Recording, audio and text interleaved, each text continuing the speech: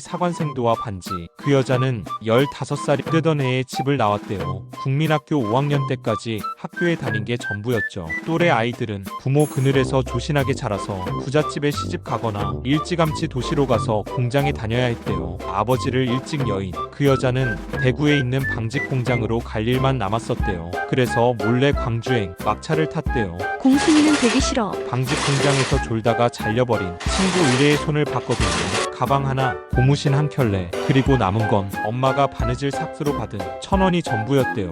농사일 말고는 달리 일을 해본 적도 없었고 세상이 얼마나 무서운지도 몰랐대요. 하지만 아버지가 늘 이쁘다고 말했던 손만큼은 지키고 싶었대요. 청승맞은 홀어머니도 떼쓰는 동생들도 미웠대요. 광주역에 도착한 시간은 새벽 3시. 덜컥 겁이 났대요. 근데 그때 생각했대요. 무서우면 어때? 손목이나 손가락이 잘리는 것보다는 낫지. 성공하기 전에는 고향에는 안 돌아갈 거야. 그날부터 그 여자의 인생은 달라졌어요. 아무도 몰랐지만 그 밤 광주행 막차는 그 여자 인생의 첫 번째 선택이었어요. 그 여자가 광주행을 선택한 건 경상도 여자였기 때문이래요. 경상도 사람들은 전라도엔 머리에 뿔 달린 괴물이 산다고 생각했대요. 전라도 사람은 간 쓸개 다 빼줄 듯이 하다가 뒤통수를 치거나 아니면 빤스까지 빨갱이, 한마디로 사기꾼 아니면 간첩이라는 말을 듣고 자랐어요. 여자는 광주행 버스를 탈 때 생각했어요. 경상도에서 전라도를 올 일은 거의 없어. 무슨 일을 하든 소문나지 않을 거야. 광주에 있다는 것이 왠지 안심이 되더래요. 광주는 밤의 도시, 거리는 온통 휘황찬란한 네온사인으로 반짝였대요. 밤낮으로 일을 했대요. 낮에는 식당 노가다, 밤에는 술집, 돈 되는 일이면 뭐든 했대요. 여자는 키가 크고 통통한 편이었대요. 술에 취한 사람들이 그녀의 예쁜 손을 보고 혀를 찼대요. 그 얼굴에 그 손 참 아깝다. 거긴 얼굴은 어떻게 한다 해도 저 뚱보를 어쩔 거야? 여자는 뚱보라서 아무도 거들떠보지 않는 게 참 좋더래요. 그래도 타지에서 배골치 않고 돈을 벌게 해주는 그 사람들이 참 고마웠어요. 한편으로 자신의 그런 마음이, 그런 예쁜 손이 애달프고 서럽더래요. 그러던 어느 날 여자는 룸을 청소하다가 군번줄과 낡은 은반지 하나를 발견했어요. 이 반지는 여자를 어디로 데려갈까요? 여자는 망설이다가 조심스레 군번줄을 목에 걸어봤어요. 차갑고 묵직한 금속이 목을 타고 내려와 몸에 착 달라붙었어요. 군번 2개와 그 사이에 걸린 은반지가 가슴골로 파고들었어요. 그 순간 여자는 이유도 모르게 심장이 쿵 하고 내려앉았대요. 군번줄에서 조심스레 반지를 꺼내서 손가락에 끼워도 봤어요. 자신의 약지에 영락없이 꼭 맞는 반지. 신데렐라 구두도 아니고 이렇게 맞춘 듯이 꼭 맞을 게 뭐람. 어머, 내가 남의 반지는 왜 껴보고 있는 거야? 여자는 부끄러운 생각이 들어서 얼른 반지를 군번줄에 걸었어요. 누가 지켜보는 것도 아닌데 자꾸만 얼굴이 달아올랐어요. 반지가 걸린 군번줄을 소파에 도로 넣을 수도 없고 달리 둘 데도 없고 해서 잠시 목에 걸고 청소를 계속하고 있는데 군복을 입은 한 남자가 룸으로 뛰어들어왔어요. 남자는 매우 황급하게 소파를 뒤지더니 룸 구석구석을 훑었어요. 그러더니 절망에 차서 외쳤대요. 어떡하지? 어떡하지? 그제야 걸레를 들고 있는 여자를 의식하고는 무언가 물어보려다가 여자의 목에 걸려있는 군번줄을 발견했어요. 순간 남자의 얼굴이 일그러졌어요. 먹이를 앞에 둔 사자처럼 사납고 날쌔게 달려들어 그녀의 가슴골에서 군번줄을 낚아챘어요. 아야. 여자의 입에서 외마디 비명이 흘러나왔어요. 여자의 목에 선명한 생채기가 생겼어요. 너무 순식간에 일어난 일이라 여자는 아파할 겨를도 없었대요. 여자는 사시나무처럼 떨었어요. 기어들어가는 목소리로 겨우 말했어요. 왜 이러세요? 여자의 말을 들은 남자는 더 사나운 표정을 지었어요. 당신 도둑이요? 잠시 후 여자의 해명을 들은 남자는 겸연쩍어졌어요. 남자는 자신의 다급함 때문에 다짜고짜 화를 낸 것이 후회됐어요. 자초지종도 모르고 남을 도둑이라고 몰아세우다니 내가 이런 사람이었나 싶었죠. 여자 목에 상처가 벌겋게 부어오르기 시작하자 남자는 더욱 난감해지기 시작했어요. 눈이 동그래진 여자는 왜 이러세요? 라고 한 번 말했을 뿐 미동도 없이 꿈뻑꿈뻑 남자를 바라보고 서 있었어요. 거부의 적을 만난다고 하더라도 한 손으로 제압할 수 있는 남자였기에 여자 몸에 상처를 낸 것이 그렇게 수치스러울 수가 없었어요. 그러게 왜 남의 물건을 목에 걸고 있어요? 말투에 미안함을 담았지만 사과는 하지 못했대요. 한결 누그러진 남자의 눈빛과 말투에 여자는 용기를 내어 말했어요. 보시다시피 제 옷엔 주머니가 없고 손은 이걸 잡고 있었거든요. 여자는 걸레를 흔들어 보였어요. 제가 몇 번이나 저기요 저기요 했는데 하도 정신없이 찾으시기에 말씀드릴 기회를 놓쳤어요. 여자는 겸연쩍게 미소 지었지만 여전히 주눅든 눈치였대요. 남자는 여자를 찬찬히 살폈어요. 큰 키에 다소 날씬하지 않은 몸, 서운할 때도 억지 웃음을 짓던 사람, 마을어귀에 들어서면 그 커다란 몸을 애써 담벼락에 숨기고 까꿍하며 나를 놀래키던 사람, 커다란 등에 나를 업고 잠들 때까지 자장가를 불러주던 사람, 아카시아 잎 줄기로 파마를 해달라고 졸라대던 사람, 밤새 부채로 모기를 쫓아주던 사람. 아, 나의 할머니. 여자는 분명 돌아가신 할머니를 닮았어요. 할머니 등은 왜 이렇게 넓어요? 우리 웅이 편안하게 잠들라고 넓지. 할머니 배는 왜 이렇게 불러요? 고스톱 칠 때 두 팔이 무겁지 않게 올려놓기 좋으라고 부르지. 할머니는 왜 이렇게 키가 커요? 우리 웅이 홍시 따주기 쉬우려고 크지. 할머니는 왜 이렇게 꽃은 냄새가 나요? 우리 웅이 줄라고 고구마 쪄놓고 나와서 꼬습지. 남자는 할머니를 닮은 여자가 할머니의 반지를 목에 걸고 있었다는 사실에 가슴속 깊은 곳에서 뭉클 차오르는 뭔가를 느꼈대요. 남자는 자신도 모르게 눈에 송글송글 이슬이 맺혔어요. 미안하게 됐는데 사과도 할 겸 저녁을 사고 싶소. 남자는 여자에게 저녁 식사를 제안했어요.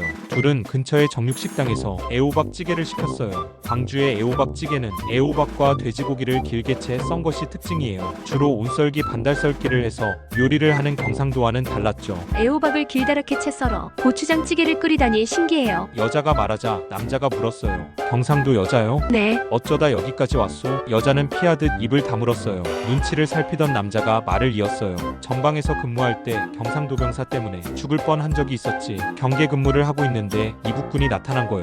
경상도 병사가 속삭였지. 수구리오. 여자가 갑자기 입을 가리며 웃었어요. 엎드려라고 말한 거예요. 남자는 껄껄껄 웃었어요. 수리수리 마수리도 아니고 수구리라니. 하마터면 못 알아들어서 이 몸이 총으로 벌집이 될 뻔했지 뭐요. 총이라는 말에 여자는 이 말을 찌푸렸어요. 그러던 어느 날 나도 경상도 병사를 죽일 기회를 얻었지. 군대에선 앙구호라는 걸 해요. 앙구호를 못 대면 사살해도 무방하오. 그날의 앙구호는 오징어였어. 경상도 병사를 향해 총구를 겨누고 앙구호 라고 외쳤소. 병사는 우렁차게 대답했지. 수루메. 경상도에선 오징어를 수루메라고 하는데 여자는 설명을 해주려 했어요. 나는 내 귀를 의심했소. 앙구호도 못 외우는 병사라니. 다시 물었지. 못 되면 쏜다. 앙구호. 병사는 우물쭈물 대답했지. 당황한 기색이 역력했소. 수루메. 여자는 빵 터졌어요. 그제야 남자가 자신을 위해서 농담을 하고 있다는 걸 깨달았거든요. 남자도 여자를 보고 덩달아 웃었대요. 당신 알고 있소? 웃을 때 눈이 초승달이 된다는 거? 남자의 아버지도 군인이었대요. 어린 시절 병약한 자신은 잦은 이사를 견딜 수 없어서 할머니 댁에 맡겨졌대요. 어린 시절의 세상의 전부인 할머니께서 돌아가신 후 남자는 소년에서 사내가 되었대요. 여자는 잠자코 남자의 입술을 바라봤어요. 웃다가 뱉다가 삼킬 듯 읊조리듯 내뱉는 남자의 목소리가 마냥 신기했어요. 반딧불이 밤하늘에 사과꽃처럼 날렸대요. 손톱인지 초승달인지 별인지 벌레인지 꽃가루인지 향기인지 아리송한 시간이 이어지고 밤이 깊어지자 남자는 돌아갈 채비를 했어요. 여자는 웃다가 젖어버린 눈꼬리를 옷소매로 찍었대요. 남자도 한참 동안 여자를 내려다봤어요. 그러나 남자는 언제 온다는 약속도 없이 깊은 밤 어둠 속으로 총총히 사라져갔어요. 그 남자가 다시 나타난 건 찬바람이 불던 날 저녁이었어요. 여자는 남자의 얼굴을 찬찬히 살폈어요. 직각으로 탄탄하던 남자의 어깨가 둥글게 말려 있었죠. 남자에게선 희미하게 걸레 덜 말린 냄새가 났어요. 여자는 급한 대로 뭔가를 만들기 시작했어요. 멸치로 육수를 내고 대파와 김치, 마늘을 넣고 펄펄 끓였어요. 찬밥을 넣고 집간장으로 간을 했죠. 콩나물과 잘게 부순 소면을 넣은 후 한 소끔 더 끓였어요. 커다란 사발에 담아서 참기름 한 방울 뚝, 김과 깨소금으로 마무리. 여자가 만든 건 경상도에서만 먹는 갱식이라는 음식이었죠. 남자는 음식을 보고 경악했어요. 이거 개밥 아니요? 자신도 모르게 마음의 소리가 나와버렸어요. 아차 또 실수했구나 생각했지만 여자는 화를 내기는커녕 또 빵 터지듯 웃었어요. 남자가 몇 달간 임무 수행을 하면서 그리워하던 그 초승달 눈이었어요. 여자는 먹을 엄두조차 못 내는 남자를 위해서 갱식이를 한 숟갈 떠서 호호 불며 건넸어요. 생긴 건 이래도 맛은 일품이랍니다. 남자는 여자의 정성을 생각해서 한술만 뜨기로 했죠. 세월이 흘러 남자는 말했대요. 여보, 그건 그리운 날 지어 먹는 사랑의 맛이었어. 적당히 맵고 적당히 짭조름하고 적당히 구수하고 적당히 허기를 달래주던 온기가 그리워 울고 웃던 내게 죽고 사는 그런 맛. 나중에는 당신 생각을 하면 그날 먹은 갱식이가 먼저 생각났었지. 음식은 과거뿐만 아니라 미래의 시간까지 떠올리게 해주는 법이지. 여자는 남자와 함께 밤을 보내게 될지도 모른다고 생각했대요. 겨울밤 추위를 달래준 건 경상도 여자의 갱식이었을까요? 아니면 서로의 체온이었을까요? 안타깝게도 둘의 행복은 그다지 오래가지 못했대요. 며칠간의 꿈같은 시간이 지난 후 남자는 떠나야 했대요. 할머니의 바람처럼 육군 사관학교 출신이던 남자는 나라의 부름에 언제든 충성을 다해야 했거든요. 평소에 농담을 좋아하고 수다스러운 남자였지만 무슨 일을 하는지 왜 가야 하는지는 절대로 말하지 않았대요. 남자는 군번줄에서 은반지를 꺼내 여자에게 건넸어요. 이건 할머니의 유일한 유품이요. 비싼 건 아니지만 내 안사람이 될 이에게 꼭 전해주라셨지. 내게 이보다 귀한 건 없지만 그대의 고운 손에는 부족해 보여. 살아 돌아오면 정말 이쁜 걸로 끼워주겠소. 만약 돌아오지 못한다면 나 대신 군번 하나가 돌아올 거요. 나에게 당신은 꼭 돌아와야 할 이유지만 당신은 나 같은 사람 기다리지 말고 없는 듯 잊고 살아요. 여자는 한용운의 시를 떠올렸대요. 사랑도 사람의 일이라. 만날 때 미리 떠날 것을 염려하고 경계하지 아니한 것은 아니지만 이별은 뜻밖의 일이 되고 놀란 가슴은 새로운 슬픔에 터졌대요. 여자는 할머니의 반지를 보며 슬픔의 힘을 옮겨서 새 희망의 정수박이에 들어부었어요. 까짓것 남자를 기다려보기로 했대요. 이미 날카로운 첫 키스의 추억은 그녀 운명의 지침을 돌려놓고 말았으니까요. 남자가 그리울 때면 할머니의 반지를 돌리며 님의 침묵을 읊었대요. 꿈인 듯 전생인 듯 안개 속인 듯 폭풍 후 속인 듯 얼마간의 시간이 흘렀지만 남자에게선 연락이 없었대요. 남자가 떠난 후 여자는 자꾸만 살이 찌기 시작했대요. 주인 아주머니가 뚱뚱해지는 여자를 보고 한마디 하셨어요. 너는 하늘 높은 줄은 모르고 세상 넓은 줄만 아니? 남자를 만났던 그해 겨울은 유난히도 추웠었대요. 남자가 그리워지면 남자와 함께했던 순간을 떠올리며 버텼어요. 남자를 만난 후 여자의 마음은 봄날이었기에 겨울 눈발도 몽글몽글 솜사탕처럼 달콤하게 느껴졌었대요. 남자와 여자는 눈싸움을 하고 눈사람을 만들었어요. 남자는 능글능글 농담을 해댔죠. 서울대 출신은 애인이 춥다고 하면 뭐라고 하는지 아시오? 뭐라는데요? 추운데 그만 들어갈까요? 아이 그게 뭐예요? 싱거워. 고려대 남자는 춥다고 하면 겉옷을 벗어주지. 연세대 출신은 살포시 안아준다더군. 우리 육사생은 어찌하는지 아시오? 여자는 남자를 쳐다봤어요. 남자는 갑자기 PT 체조를 하기 시작했어요. 춥나? 일어나 뛴다. 하나 둘 하나 둘. 소리가 약하다. 하나 둘 하나 둘. 여자는 눈밭에서 사지를 버둥거리며 웃었어요. 남자는 여자를 일으켜 세우려다가 여자의 무게를 이기지 못하고 여자 쪽으로 포개지듯 쓰러지고 말았어요. 눈이 너무 미끄러워 그만. 남자는 당황했어요. 여자는 살면서 체중이 부끄러웠던 적이 없었건만 얼굴이 붉어지더래요. 자신이 무거워 중심을 못 잡은 게 분명한데도 눈 때문이라는 남자가 정말 사랑스럽더래요. 추운가 보. 남자는 여자의 얼굴을 향해서 입을 쭉 내밀고 하얀 입김을 뿜었어요. 따뜻한 습기가 얼굴을 감쌌어요. 여자는 부끄러움에 벌떡 일어나 달리기 시작했어요. 나 잡아봐라. 여자의 목소리에 자신도 모르게 콧소리가 섞여서 나오더래요. 육사 출신의 남자는 특유의 박력 있는 목소리와 보폭으로 여자를 쫓기 시작했어요. 경상도 사투리를 흉내내며 외쳤어요. 네 잡힘은 쥐기 푼다. 여자는 도망가며 웃다가 지쳐서 헐떡였고 곧 남자에게 따라잡혔죠. 그들만의 러브스토리는 그렇게 완성됐대요. 봄꽃이 피고 지고 태양은 머리 꼭대기에서 빙빙 돌고 매미가 정신사납게 울어댔지만 남자는 돌아오지 않았대요. 여자는 목과 허벅지에 살이 접혀 쓰라렸어요. 남자는 언제쯤 돌아올까요? 돌아오긴 할까요? 몇 달이 흘러 여자는 조용히 아기를 낳았어요. 여자는 남자의 아이를 임신해서 자꾸만 살이 찌는 것처럼 보였던 거였죠. 응애 광주 양동 근처의 허름한 주택가에 사내 아이의 울음소리가 울려 퍼졌어요. 계절을 보내기 아쉽다는 듯 가을은 더 붉고 농염하게 타올랐죠. 주인 아주머니는 호들갑을 떨다가도 안 안타까워했어요. 말로는 넋 빠진 것이라며 욕을 했지만 미역국을 끓여주고 등을 쓰다듬으며 뒤로 돌아앉아 연신 눈물을 훔쳤어요. 아기가 칭얼대면 까꿍 까꿍 그 녀석 장군감일세 어르고 달랬죠. 100일이 될 때까지 온 마을이 함께 길렀어요. 사람들은 아기를 장군이라고 불렀어요. 술집 여자들도 아기를 안아주고 기저귀를 갈며 이모 역할을 했어요. 아기가 하품을 하면 하도 신기해서 저 꼬물꼬물 입 좀 봐 탄성을 질러댔죠. 아기의 하품은 뿅뿅뿅 하늘로 날아올라 한 송이 한 송이 허공으로 흩어졌어요. 사람들은 처녀가 애를 낳은 건 도깨비 조화라고 생각했어요. 밤낮으로 일만 하는 여자가 애를 낳을 수는 없을 테니 말해요. 야무지게 젖을 빠는 아기를 안고 있으면 두려움보다는 용기가 생기더래요. 여리고 맑고 깨끗하고 세상 그 무엇으로도 더럽힐 수 없는 새하얀 순수. 아기는 말 그대로 한 아름의 안개꽃이고 목련이고 백합이었대요. 내가 널 지키려면 못할 일이 없겠구나. 알 수 없는 자신감이 생기더래요. 그간의 삶이 주마등처럼 스쳤어요. 아, 엄마도 나를 안고 이런 기분이었겠구나. 많은 것들이 떠올랐어요. 이제 고향으로 돌아가야 한다고, 엄마를 배워야만 한다고 생각했대요. 통장엔 고향에서 땅 3마지기를 살 수 있는 돈이 들어있었어요. 여자는 혹시 누군가 자기를 찾아오면 고향으로 돌아갔다고 전해달라는 말을 남기고 광주를 떠났어요.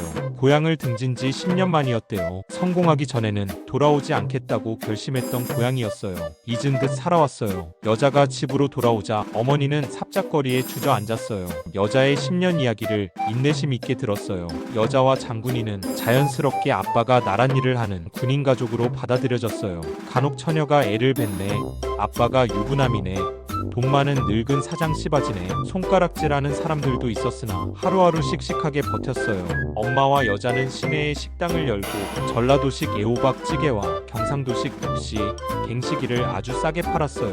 음식 맛은 입소문이 나서 장사가 꽤나 잘 되었어요. 어느 날 점잖게 생긴 귀부인 한 명이 식당 안으로 들어섰어요. 실례합니다. 여기가 장군이네 집인가요? 귀부인의 인매와 턱이 묘하게 남자를 닮아 있어서 여자의 가슴에서 요란한 북소리가 울리기 시작했어요. 귀부인이 입을 열었어요. 장군이 엄마지요? 역시 우리 어머님을 많이 닮았네요. 찾기 힘들었어요. 전라도에서 경상도 쥐잡듯이 수소문을 했어요. 우리 웅이가 당신 이야기를 많이 했어요. 묻지도 따지지도 않고 있는 그대로 자신을 사랑해주던 여자가 있었다고. 웃으면 눈이 초승달이 된다고, 꼭 찾아야 한다고 말했었죠. 여자는 조바심이 났어요. 근데 그 사람이 오지 않고 왜? 여자는 말꼬리를 흐렸어요. 웅이는 못 와요. 귀부인이 말하자 휘청하며 들고 있던 물병을 놓치고 말았어요. 아, 미안해요. 내가 말을 잘못했네요. 당장은 못 와요. 작전에 투입됐다가 폭탄이 터져서 화상을 심하게 입었어요. 치료가 오래 걸릴 것 같아요. 당신을 많이 그리워했어요. 이보다 빨리 오지 못했던 건 이 애미의 욕심 때문이에요. 미안해요. 여자는 귀부인의 손을 덥석 잡았어요. 사람만 있다면 전 아무래도 괜찮습니다. 그가 심하게 다쳤는지 사진은 멀쩡한지는 하나도 중요하지 않더래요. 살아있어줘서 고맙다고, 그거면 된다고 생각했대요. 여자가 남자를 만나러 갔을 때 남자는 온몸의 3분의 2가 3도 화상을 입고 붕대를 칭칭 감고 있었어요. 다행히 다리도 손가락도 모두 달려 있었어요. 몇 차례에 걸쳐서 피부 이식 수술을 받았어요. 회복 기간을 갖기 위해 함께 여자의 고향으로 왔을 때에야 손가락 관절이 제대로 구부러졌대요. 남자는 아카시아 잎 줄기로 펌어를 해줬어요. 장모님과 여자 장군이까지 모두 빠글빠글 아줌마 머리를 하고는 마주보며 웃었어요. 남자는 집안에 돌림자를 써서 장군이의 이름을 지어줬어요. 큰 대의 가운데 중자를 썼어요. 성을 밝힐 수는 없지만 대중이는 사관생도 출신 군인 아버지와 솜씨 좋고 인내심 많은 엄마의 사랑을 듬뿍 받고 무럭무럭 자랐어요. 남자는 정식으로 청혼할 때 어머니께서 주신 금 쌍가락지와 왕방울만한 진주 반지를 사줬대요. 이 이야기는 둘은 결혼해서 행복하게 잘 살았답니다. 로 끝나요. 젊고 예쁜 연예인들만 주인공인 줄 아시겠지만 누구든 자기 인생의 주인공은 자기 자신이에요. 할머니, 할아버지, 엄마, 아버지, 삼촌, 고모, 이모 모두 절절했던 사랑 이야기 하나씩은 가슴에 품고 살아가고 있거든요. 앞으로 요강닦아 잎사귀는 그런 사랑 이야기를 들려드릴게요. 여러분도 잊혀지기 아쉬운 이야기가 있다면 언제든 제보주세요. 구독과 좋아요는 사랑입니다. 다음에는 더 재미있는 사랑 이야기로 돌아올게요. 많은 관심 탁드려요. 요강닦아 잎사귀